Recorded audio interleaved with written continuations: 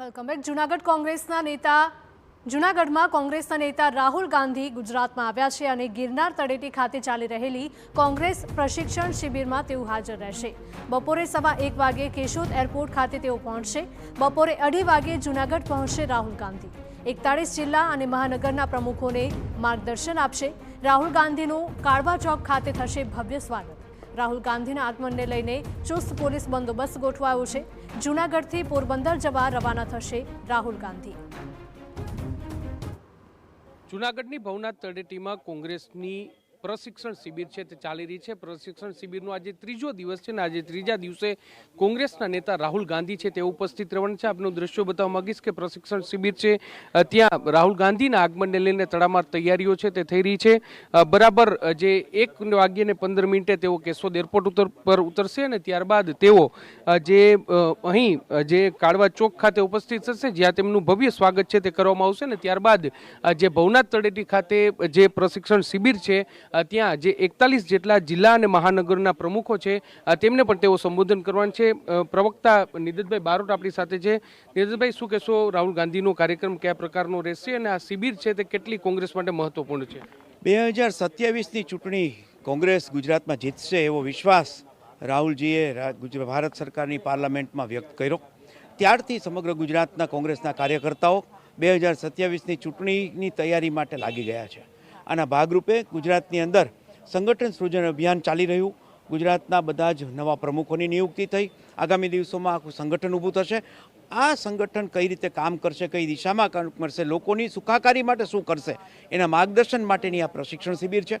નવરાત્રિનો પર્વ આવી રહ્યો છે, માતાજીની આરાધના કરતા હોઈએ એવી રીતે 10 દિવસ કોંગ્રેસના કાર્યકર્તાઓ અહીંયા ઉપસ્થિત થવાના છે। જુદા જુદા રાષ્ટ્રીય નેતાઓ આવવાના છે। આજે રાહુલજી અહીં આવવાના છે, એ પણ માર્ગદર્શિત કરશે કે ગુજરાતની પ્રજાને શું જરૂરિયાત છે અને આપણે કેવી રીતે ઉપયોગી થઈ શકે। આ શિબિરને અંતે કોંગ્રેસ ચાર્જ થઈ જશે 2027ની ચૂંટણીઓ માટે। સ્પષ્ટપણે એટલે 2027ની ચૂંટણી માટે કોંગ્રેસ છે તે ચાર્જ થઈ જશે। હેમાંગભાઈ રાવલ છે પ્રવક્તા આપણે હેમાંગભાઈ, શું કહેશો, મલ્લિકાર્જુન ખડગે આવ્યા હતા ત્યારે તેમણે સ્પષ્ટ રીતે કીધું કે 41 પૈકી 9 જેટલા જે પ્રમુખો છે તેમનું પરફોર્મન્સ વીક છે અને તેમને અલ્ટિમેટમ પણ આપવામાં આવ્યું છે।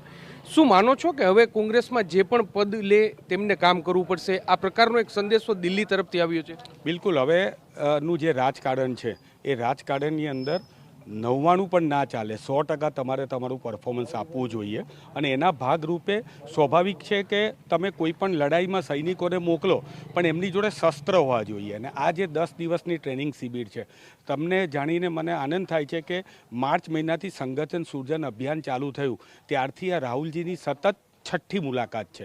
આની પહેલાં પણ આણંદની અંદર એમને ટ્રેનિંગ કેમ્પ હતી એનું એમણે ઉદ્ઘાટન કર્યું હતું। આણંદમાં પણ એમણે અમારા જે પ્રમુખશ્રીઓ હતા એમને માર્ગદર્શન આપ્યું હતું।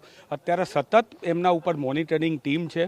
વોટ ચોરી જે અભિયાન છે એ અમારે ગુજરાતના 52,000 બૂથ સુધી લઈ જવાનું છે અને એના માટે જે અમારા મહત્ત્વના અંગો એ અમારા પ્રમુખ છે। આજે પ્રમુખોને અમે 10 દિવસ માટે ટ્રેનિંગથી સુસજ્જ કરીએ છીએ। ગુજરાતની અને કોંગ્રેસની જે વિચારધારા છે, સામાજિક ન્યાયની વિચારધારા હોય કે પછી એકતાની વિચારધારા હોય કે વિશ્વ બંધુત્વની વિચારધારા હોય, એને ઘેર ઘેર પહોંચાડવા માટે અત્યારે અમે અમારા પ્રમુખશ્રીઓને સુસજ્જ કરી રહ્યા છે। એના ભાગરૂપે આજે રાહુલજી અહીંયા આવ્યા છે, મલ્લિકાર્જુન ખડગેજી આવ્યા હતા, કેસીવી એટલે કેસી વેણુગોપાલ આવ્યા। આગળના દિવસોમાં પણ સીપી જોશી અત્યારે આવી ચૂક્યા છે। આગળના દિવસોમાં પણ કોંગ્રેસને મજબૂત કરવા માટે સમગ્ર ભારતીય રાષ્ટ્રીય કોંગ્રેસ છે એ તત્પર છે અને ગુજરાત જે છે એને રાહુલજીએ જ્યારે સંસદમાં કીધું હોય કે ગુજરાત અમ જીતને જા રહે ત્યારે અમારા જેવા અદના કાર્યકર્તાઓ છે એમની પણ એ જવાબદારી બને છે અને એ જવાબદારીના ભાગરૂપે જ આજે 10 દિવસનું ટ્રેનિંગ શિબિરનું આયોજન કરવામાં આવ્યું। પણ એટલે જે રાષ્ટ્રીય મુદ્દાઓની સાથે સ્થાનિક મુદ્દાઓથી પણ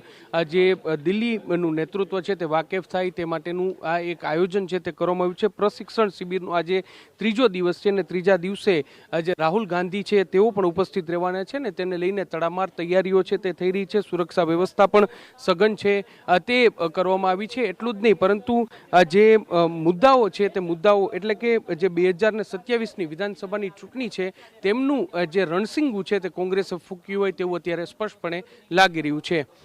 કેમેરા પર્સન ભાવેશ લશ્કરી સાથે મોહિત ભટ્ટ, TV9 જૂનાગઢ।